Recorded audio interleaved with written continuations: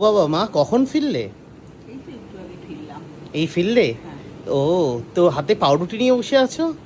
একটা তো টিফিন বানিয়ে দিতে হবে, একটা তো কিছু স্ন্যাক্স করে দিতে হবে, খাবি তো। হুম হুম।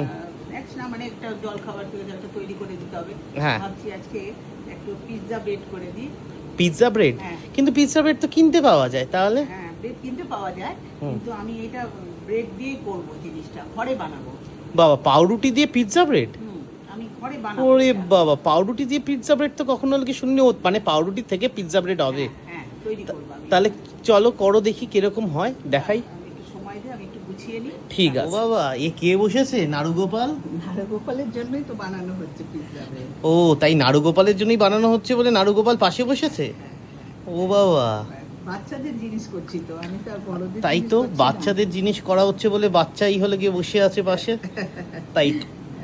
এটা আমি এখন ব্রেডটা বানাবো আর কি। আচ্ছা, দেখা যাক কিভাবে বানানো হয়।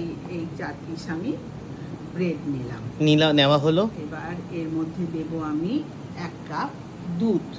1 কাপ দুধ দেওয়া হলো। দেখো কিভাবে বানানো হচ্ছে। দুধ দিলাম।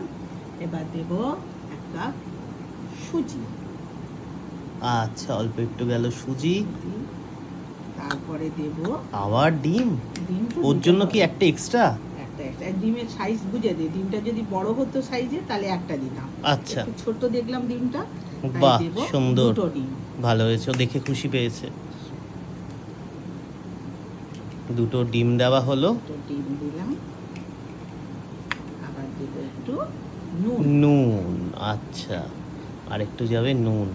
আর দেব যাবে বেকিং বেকিং পাউডার। পাউডার। বাহ, ফ্লপি হবে, একটু ফাঁপা ফাঁপা হবে, সেই জন্য বেকিং পাউডার পড়ে গেল। এবার কিরকম এটাকে করে? ভালো করে মিক্স করতে হবে। এখন সুন্দর মতন কিন্তু মিক্স হয়ে গেছে। এটা কতক্ষণ রাখতে হবে? 10-15 মিনিট রাখতে 10-15 মিনিট একটু কিন্তু এটা- রাখতে হবে। এটাকে একটুখানি সেট হতে হ্যাঁ, time এটা কিন্তু লাগবে। সেট হতে 10-15 মিনিট লাগবে। তার আগে কিন্তু আপনারা কিছু টাচ করবেন না। ব্রেডটা এখন আমরা হলো গিয়ে বানাবো, তাই হলো কি কড়াইতে তেল চলে গেছে।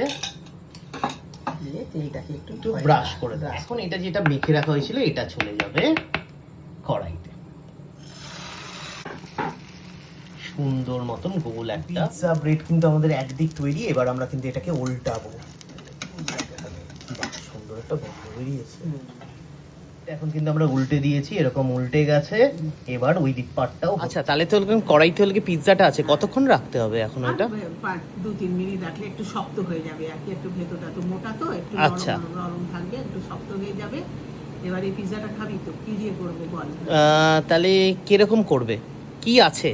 এই তো একটু ভেজ পিৎজা খাবো না। না, মানে ক্যাপসিকাম আছে, পেঁয়াজ, টমেটো এসব তো দেবো।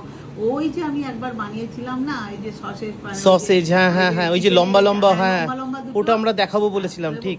ওইটা আমি পিস পিস করে এটার মধ্যে দেবো। ও, ওই এই যে সসেজ, ওইটা যে আমি মানে বানালাম না, চিকেন সসেজ পিৎজা? যেটা করলে, হ্যাঁ। আচ্ছা, চিকেন সসেজ পিৎজা। হোমমেড ওইটা দিয়ে আমি বানাবো। ওই জন্য আমি ওই দুটোকে ওই সময় তৈরি করে রেখেছিলাম যে পিৎজার মধ্যে পিস পিস করে দেবো। বাহ বাহ, ঠিক আছে।